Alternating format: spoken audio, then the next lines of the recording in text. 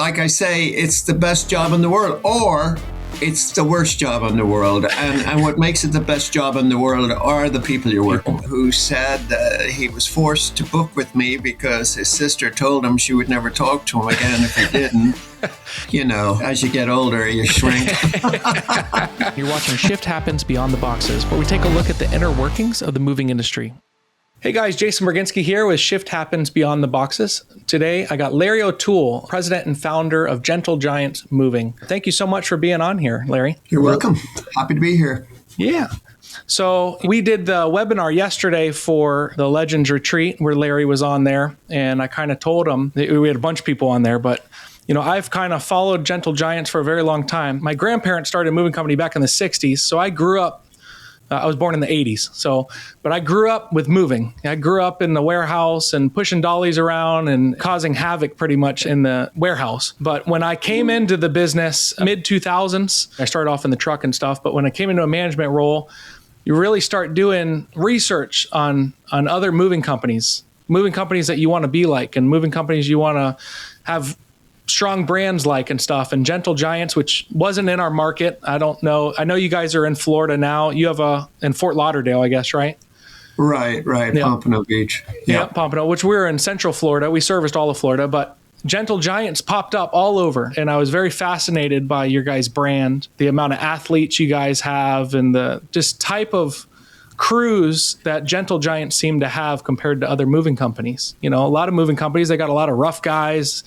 They don't want to be at work. They complain a lot. And then Gentle Giants seem to be different, which I think we'll talk a little bit about today. Right. So, well, I think every moving company has got some of the right kind of people. Every company's got some athletic guys and strong guys. The problem is it's not consistent. Mm-hmm. So perfect. So we'll kind of talk a little bit about that. And I kind of want to start off as far as kind of your early life and how you got into the moving industry. Because if I understand right, you were an engineer prior to opening Gentle Giants. And that's correct. Yep. So going from an engineer to let me open a moving company, how did you get from that point to wanting to open a moving company? Yeah, well, it was a complete accident, really. My last engineering job was out in Rochelle, Illinois. And one of the things I decided in my years in engineering was I wanted to run my own business.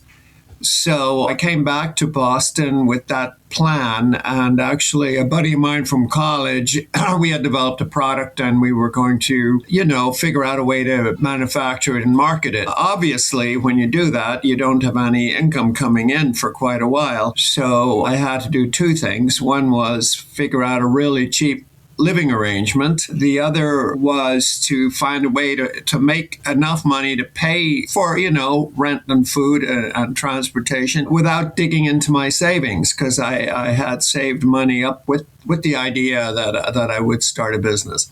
It was actually my roommate that convinced me to do moving. And that's a funny story. I don't know if there's time to go into it, but sure. Let's suffice it to say that he had me going around doing moving jobs, and I was paying him $3 an hour for the use of his van. So that might have been his motivation to get me into the moving. But the things he said were true, that it was flexible, like I could just book jobs when I wanted them. And it was just in the local, he did it without even telling me. He took an ad in the local alternative newspaper. It just said Gentle Giant and it had our phone number. And then when a call came in, he gave it to me and he says, "Here, you got your first customer." And I said, "I don't even have a van." He said, "Listen, you can borrow mine." I said, "I don't even know what to charge." He says, "Why don't you charge $13 an hour and give me $3 for the van?" Next thing you know, I'm talking to this young woman and agreeing to meet her on a Saturday morning and move her. That happened. She was a dancer, so she was fit and strong, and she did just as much work as me. And we finished the job in 2 hours and charged her $25.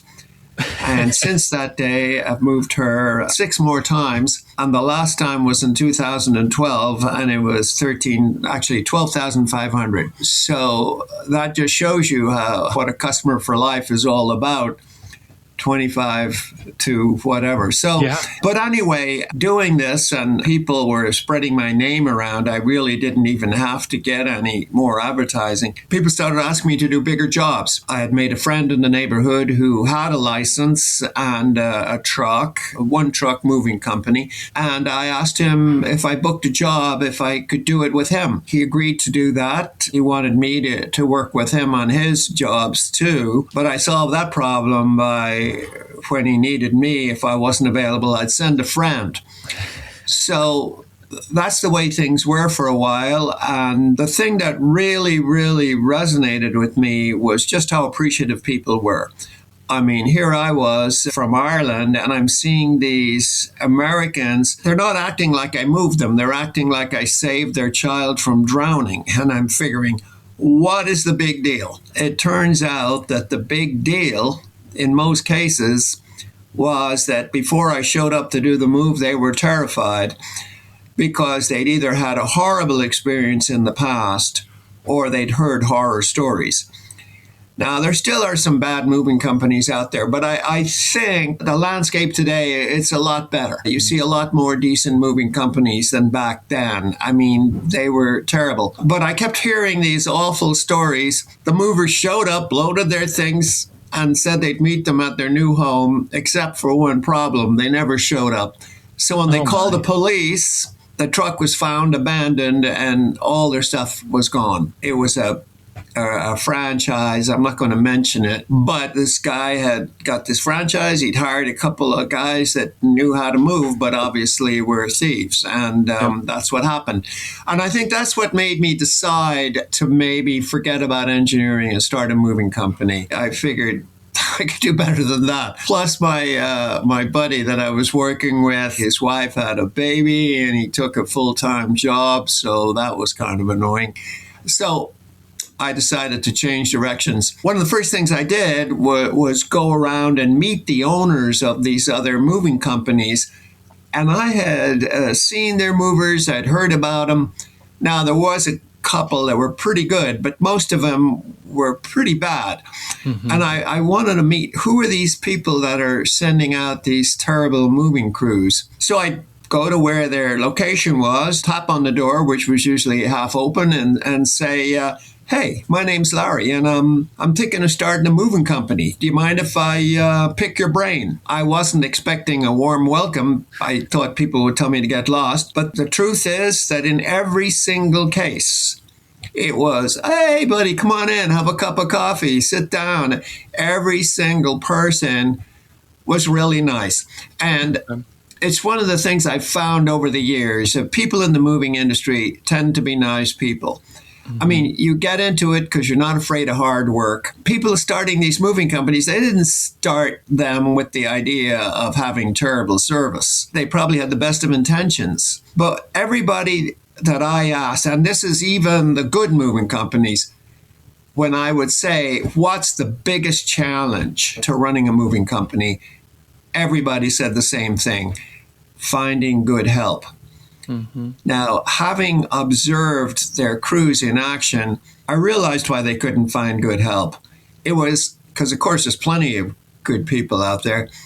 The reason was because if you hired the right person, they weren't going to stick around. They weren't going to. In some situations, I witnessed abusive situations. I saw a young man carry something out to a truck and get yelled and screamed at because it was the wrong thing and it, you know, just demeaning. And having somebody like that, it doesn't matter how good they are at moving. If you're going to treat a coworker that way, forget about it. Why would that person stick around? Even if they did, they're only staying until they can find something else. There were a lot of bad moving companies. And so I decided, what the hell, I'll start my own. And a friend asked me if I had a business plan. He said he'd be happy to write one up for me. And I said, no, I have a business plan. And he said, well, I'd be happy to look at it for you. Well, I said, I can just tell you it right now. And he says, well, what is it? And I said, just hire great people. Just hire nice people. Hire people who have a great work ethic. The most important thing, hire people that you'd like to spend 8 or 10 hours working with, you know, sharing the job of helping a customer out. And yeah, moving is the best job in the world. I mean, and what I tell new recruits is it's either the best job in the world, and it actually is. I mean, the only reason to leave is because maybe you can make more money doing something else. Because it's just so much fun. I mean, it has every aspect of what you enjoy, plus the satisfaction of being able to complete something at the end of a day. Believe me, having been an engineer, that was a big thing for me. You know, okay, we got this. We moved all this stuff from the other side of town to here, like.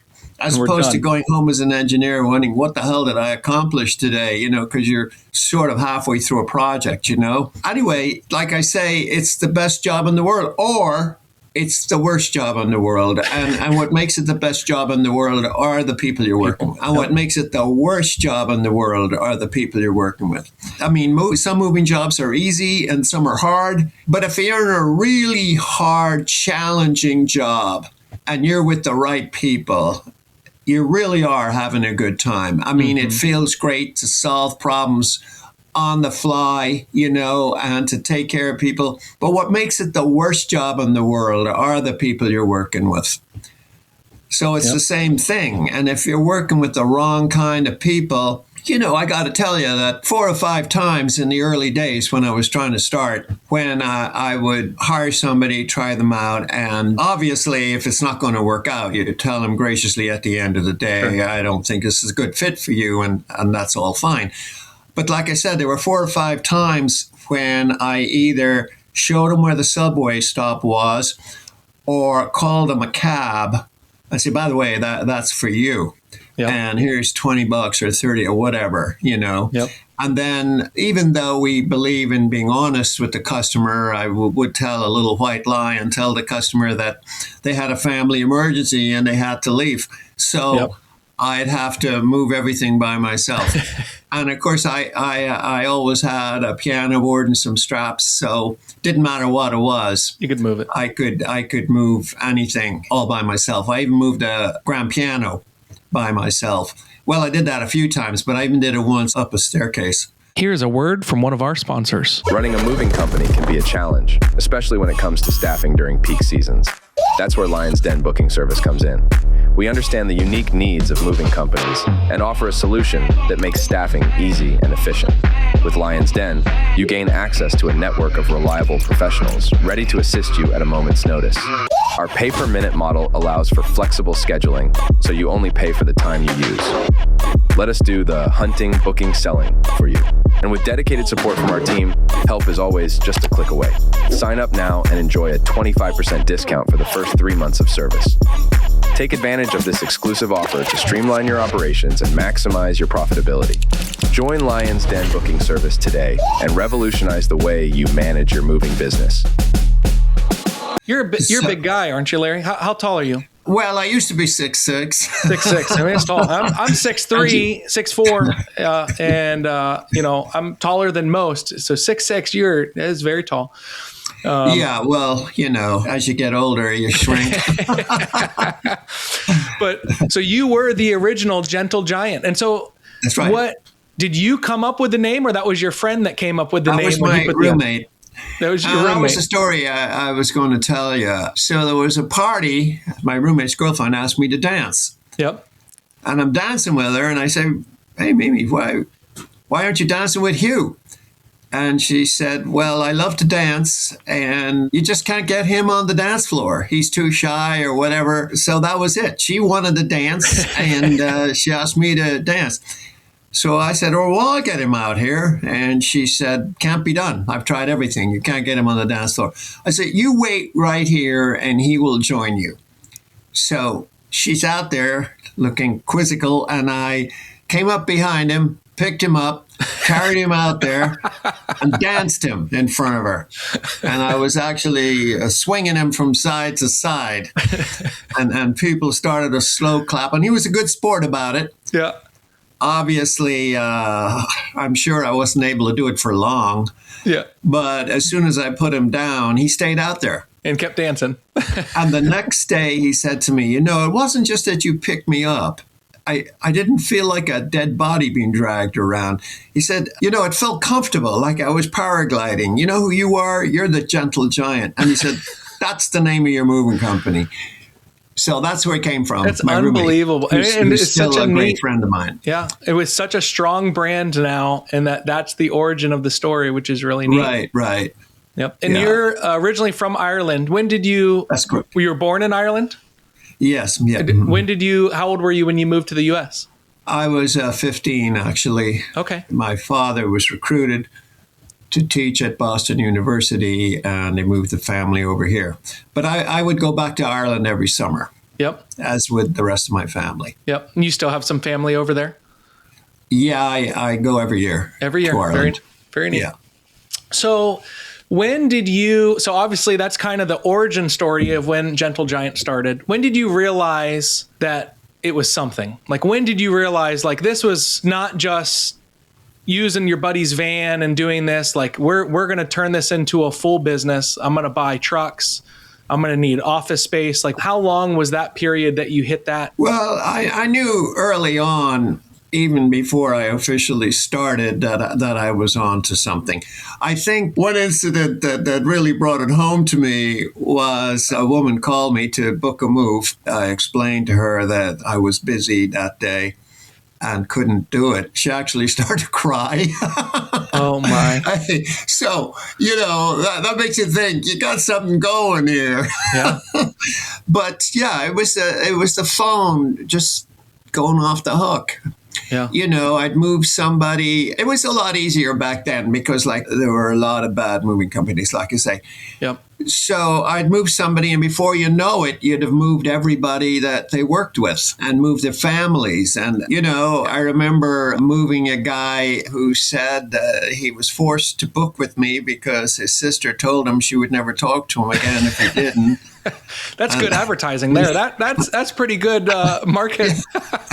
and then there was a guy that booked with me simply because he hated all the people he worked with, and he just wanted to be able to tell them that they were full of shit and it was a horrible experience. He said he really wanted to give me a terrible rating because he was going to have to tell them that it actually was good. Fantastic. So even somebody who wanted it to be terrible, that's why he booked, was so he could just put a finger in their face and say, oh, what's the big deal, Yeah. But yeah, and also when I first started, I mean, obviously I didn't have any experience with the financial end of things, nor much of an interest in it. But I was lucky in that I had a guy working with me who, he was finishing up at Boston University a master's in business. And when he finished that up, he kept working while he was looking for a job. And I asked him, expecting him to just laugh it off, but I said, would you be interested in being a partner? And he said, sure. And we agreed on he'd getting 30%. So here was, I didn't ever have to worry about payroll or receivables or any of the administrative stuff. I mean, I did have to do all the hiring and HR. I mean, all he did was the money end of it. Sure. So because of that, well, we incorporated it then. It was January of 1985. And 5 years later, we were in the Inc. 500. And I'd like to think that, well, I'm guessing that we're probably the only company that ever made that list where it was just word of mouth. Mm-hmm. And it was just people talking to each other. And, it's a lost art, obviously. Yeah. I mean, nowadays it's online. And of course, if you're smart, you know how to decipher these reviews. But I'm sure you're aware of horrible moving companies that have all these 5-star reviews. And like when Yelp first came out, and it was around '08, I can't remember the exact year that I first heard about them. And one of the ways I heard about them was we started getting a lot of work in Seattle. And it was people saying, oh, yeah, we saw you on Yelp. We saw you on Yelp. And it was really great. And the movers would say, oh, review us on Yelp. I think the total reviews were 85 reviews. And 4 of them were 4-star and the rest were 5-star. So that was it. It was a great situation until I got a call from Yelp. Of course, they wanted to shake me down, as they do with everyone. And I just said, look, I prefer to spend the money on my movers. I didn't give them any money. The very next day, all 85 reviews were gone. Yep. Now, anyone that's familiar with Yelp is not going to be surprised by that. But it's a different environment today than people just asking friends, telling friends about service. People go online, but you have to be careful because, sure, if you know how to, like we've had reviews filtered out by Yelp because they were too gushing. These are obviously false. That's kind of bullshit. Yep. So it's a little different. But anyway, back then, there was a lot more people talking to each other, and that's what got us out of the blocks. Yep. No, that totally makes sense. And I've heard the Yelp story from so many other movers. I mean, it happened to us, same thing. As soon as you wouldn't advertise with them, they would penalize you. And then you try and talk to them about it. And they say, oh no, it's our automated algorithm. No, bullshit. Oh, that's a load of bullshit. Plus, every now and again, somebody will put in a fake review for whatever reason. One reason was a woman. She was a very nice person, but she had some mental issues. And she was working for us, and she quit to go work at a doggy daycare or something. Mm-hmm. And then she wanted to come back. And there's no way we were going to hire her back. So she went online and wrote a fake, terrible review about us. Yep. We did get it taken down, but the amount of work, it wasn't worth it. I mean, the amount of effort you've got to go to talk to those apes at Yelp, it isn't worth it. And it's a sad story because this woman ended up committing suicide, which was very sad. But here's a person with mental issues who does this, and it should have been one phone call and it should have been gone. Yep. Because this person did not use our service and end of story, Yep. But you shouldn't have to fight over it. And that's happened a few more times, where there's bullshit and then they won't talk to you. They give you a hard time, even though you can prove that this is not somebody that we moved. Sure. And sometimes it might be somebody that called us for an estimate and then gave us a 1-star review because they didn't like the price. I mean, can you believe it? And then that's left online. I mean, so that's just nonsense. Yep, I agree with you. Anyway, sorry about that. No, you're good. And so, obviously you've grown now. You guys are tremendously large now. How many employees you guys have, and how many square feet do you have now with all your facilities? Well, we have 26 offices, and we're 60-some million in revenue. I'm not sure the exact number. Sure. And then I think you told me yesterday about 500 employees. Yep. Mm-hmm. About 500 employees. Yep. So out of those, are you creating your leaders? So the people that you create your leaders, how do you feel you guys develop your leaders? Because I think a lot of your leaders are coming not from the moving industry. Is that correct? Well, no. They might have come from another industry initially, but they would have come up through our ranks. Through your ranks. Everybody, all our offices are run by people that started as entry-level movers. That's fantastic. And we don't have, we're not totally averse to hiring somebody that didn't come up through our ranks, but it hasn't happened yet. Yep. So someone starts off, so for instance, some of your general managers and stuff like that, so they've started off out on a truck or in your call center, I guess. Yeah. In fact, like I said, 60 million, our entire leadership team, myself, our now CEO, even our CFO, Vice President of HR, Chief Operating Officer, everybody started as a mover, believe it or not. That's fantastic. But, over the years, I've hired, in the beginning, training, but then as people move up, I would have hired professional coaches to come in and work with them. Here's a word from one of our sponsors. Attention, moving company owners. Are you tired of managing your business with spreadsheets and pen and paper methods? Do you want to streamline your operations, increase your bookings, and look more professional to your customers? Then it's time to switch to Move It Pro software. Our cloud-based platform provides everything you need to manage your moving company in one place, from booking and dispatching to payment processing and customer communication. Plus, with features like GPS tracking, real-time notifications, and detailed reporting, you'll be able to optimize your operations and take your business to the next level. So what are you waiting for? Visit www.moveitpro.com to schedule a free demo today and see how we can help you move your business forward. And then one thing I didn't ask is, how long did you stay out on the truck in the beginning? Well, I worked on the trucks for about 20 years. I mean, That's a long time. I was working on the trucks even when we were a $10 million company. And that's the reason for a few reasons. It's because I love it. I love being out there. And our CEO now, Tom O'Gorman, who's probably around 55 years old. Sure. He'll go out and work on the trucks 3 or 4 days a month, you know. So you got a CEO of a $60-some million company, and he'll go out and work on the trucks.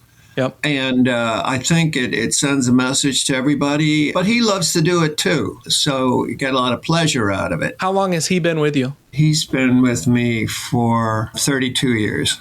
Yeah, he started when he was about 22 or 3, yeah. And started off as a mover? Well, as a receptionist and a mover, yeah. That's amazing.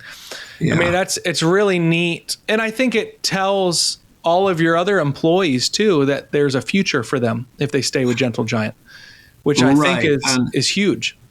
Yeah, well, one of the things for us is we don't care whether somebody's going to move up on our ranks or not. We want to help them develop their leadership ability, whatever they're going. So most people that come in and get a job as a mover, they have other life goals. Sure. And I think it's important to know what those are and to help them be successful in that direction. And it's great for me to hear from people years later. A little while ago, I got a call from a guy that was, on the leadership team at UPS and an executive there. And he called me because he was retiring. He was 63 and he had worked with me on the trucks back in the 80s. Wow. And the reason he was calling me was because he was retiring and we were the first job. And actually, I met him and his family when they were coming through Boston. So to hear from people years later, and a lot of people that have really had great careers, and will say they learned a lot at Gentle Giant. And the thing about moving is you can just go out and move the furniture and become a really good mover. But where you really develop is working with customers, and especially difficult customers. Sure. And, there's a tendency for movers when they have a difficult customer to just put their head down and get it over with, and they'll never have to see the person again. Yep. But when you really work hard to try and win that customer over, you're developing the skills that are going to make you successful in life and in professional and personal life. And so we coach people in all of those things, whether it's connecting with people, whether it's dealing with conflict, whether it's understanding how to take feedback and how to give feedback, how to react and deal with it when you get negative feedback that you don't like. There's a lot of things that contribute to your success in life, and these are a lot of those. But finding those areas for growth for people and helping them grow.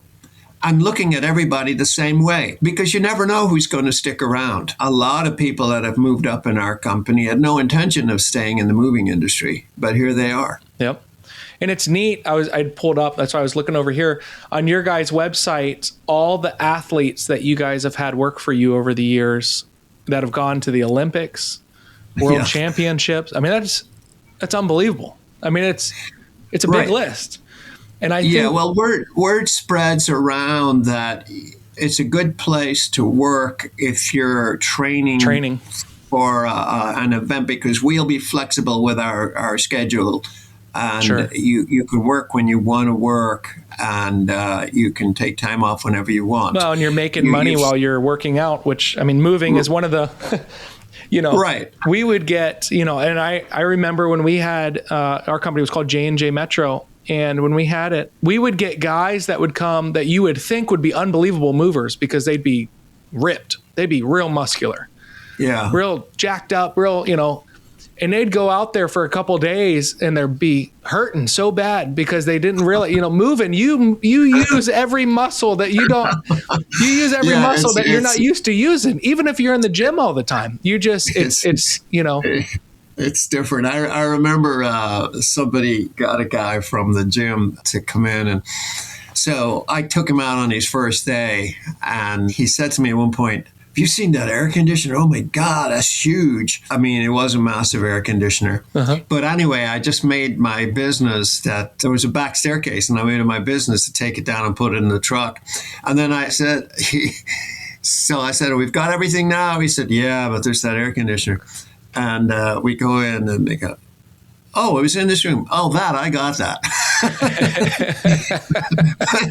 But it is funny how some of these really jacked up guys, they don't always work out. I've hired a lot of kids from Ireland as J1 students now. They don't allow them to work for moving companies anymore, so that's a terrible kick in the head. But you get some farm kid, he's a skinny kid, but if you tell him, "Don't let this piece touch the wall," they're not gonna. I mean, the determination, it's a lot of it's mental. Mm-hmm.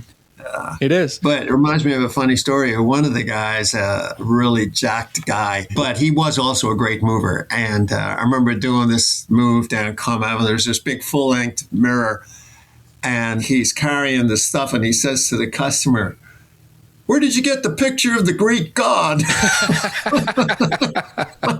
That is funny. Yeah. That probably made the customer laugh. I mean, but that's part of good customer service too. I mean, you're joking with them, you're having fun with them, and that's, people relate to that.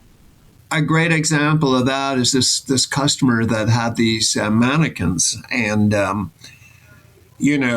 when one of my guys was taking it from that area, and it had to go through her bedroom, and she was there he waltzed with the mannequin, and I mean, she was charmed by that. Yep. As opposed to looking out the window and seeing a mover waltzing around the lawn. That's not funny because it's not including the customer in the joke. Yep. And then it's like, hey, these guys are clowns. They're goofing off. Yep. Yeah. Yep. Yeah. No, that's really neat.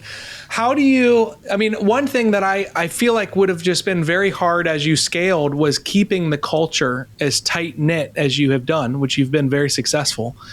What do you think, obviously 500 employees, that's a tremendous amount of employees, and keeping the culture of what it is, of only great people, not putting up with the bullshit. What do you think your key elements are that have just been able to really keep it tight? Well, there's a couple of things, and it's one of the reasons that our offices are run by people who came up from the beginning is because they know what we're all about.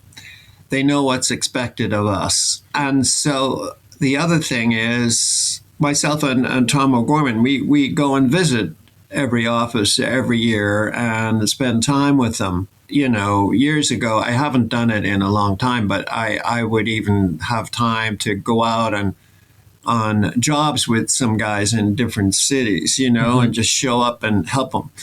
But it's just making them feel like they're part of something bigger. Sure. And that's why I'm really nervous about hiring people from outside, not because they wouldn't be good people and capable of doing the job, but how well do they really understand the culture? There's a book that I would recommend to you. It's by a guy named Hubert Joly. It's called The Heart of Business. He's the guy that got hired in 2012 to resuscitate Best Buy, because Best Buy was going down, was circling the drain, and a lot of other places had already gone. Yep. And guess what? Best Buy is a successful company today. Yep. And he's the one that made it happen. what he will say from all his years running big companies, studying at the top business schools, and he's now at Harvard Business School. He said, you put your employees first. I mean, that is job number one. Obviously, your customers are second, but you don't have to worry about your customers, because if you've taken care of your employees, they'll take care of your customers. Yep. And the bottom line is number three. It's very important, but it's not as important as the other two things. It's very hard. I mean, I've seen employees of mine that have started their own moving companies, and obviously they do a good job. But at the end of the day, they put the bottom line number one. And there's nothing wrong with that. It's not a sin or anything, but you'll never be able to nail the culture. And as Hubert Joly says, if you really want to keep your bottom line consistent over time, because there's a lot of things you can do to make a lot more money in the short term. Yep. But if you're looking at a long, durable company, that's what you have to do. And there's so many examples in this country of places that go belly up or go downhill, and the employees just aren't part of it. They aren't part of the effort. They don't feel that sense of ownership. And I've had friends who sold their businesses, not moving companies, other companies, to private equity. These guys know how to get rich quick. And if there's real estate, they'll sell the real estate and blah, blah, blah. And they'll figure out, like with us, if private equity got a hold of it, the first thing they would do is go, wow, we don't even have to buy leads. The phone just rings. And they could turn that into a huge profit in the first few years. And it would be a while before people noticed that the quality had gone downhill, but they'd still be able to sell it for pretty close to what they paid for it. Yep. So I think at the end of the day, it's putting people first and really meaning it. Yeah. And having that kind of culture. And also just not putting up with people that don't meet our core values. If people don't have those core values, they should be somewhere else. That's why I do the Harvard Stadium with the guys. Thanks for tuning into our podcast. If you haven't already, hit the subscribe button and get notified each time a new one comes out. We'll see you next time.